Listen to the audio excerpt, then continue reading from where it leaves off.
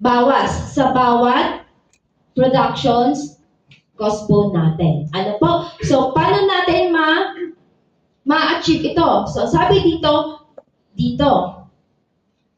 po sa intervention na ito. So, halimbawa, from land preparations, halimbawa, kasi kadalasan po, pag nag-monitor po ako, ang sinasabi na ang gastos po per hectare sa land preparation umaabot ng 10 to 20,000 po ba? Tama?